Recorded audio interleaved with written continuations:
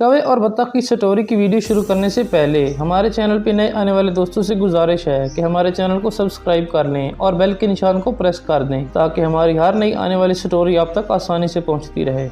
एक बत्तख और एक कौवे की दोस्ती हो गई। कौवा बत्तख के पास तालाब के किनारे आता और दोनों मिलकर खूब बातें करते। एक दिन बत्तख बहुत उदास थी। कौवे ने उसकी खैरियत पूछी तो वो बोली, मैं उस तोते के बारे में सोच रही थी जिसने मुझे आसमान से नजर आने वाले मनाजर से आगाह किया। अब मैं सोच रही हूँ कि मैं कितनी बदनसीब हूँ कि अल्लाह ने मुझे बत्तख बनाया। समंदर की जिंदगी भी कोई जिंदगी है। काश मैं भी एक तोता होती और आसमान की सैर करती, दरख्तों पर बैठती, आह क्या मजा आता। कौवे ने बत्तख की ये बात सुनी तो कहने लगी, अल्लाह मियाँ ने कोई चीज बेकार पैदा नहीं की, तुम नाशुक्री क्यों बन रही हो। पानी की जिंदगी तो देखो, क्या मजेदार जिंदगी है। अगर आसमान से जमीन का नजारा दिल का बख्शिश है तो तालाब के अंदर के रहने का मजा भी कम नहीं है। बत्तख ने कौवे की बात सुनी तो उसे बुरी लगी, मगर रात को ठंडे दिल से सोचा तो कौवे की बात उसे दुरुस्त लगी। उसने अल्लाह का शुक्र अदा किया कि उसने मुझे एक अच्छा मशवरा देने वाला दोस्त दिया।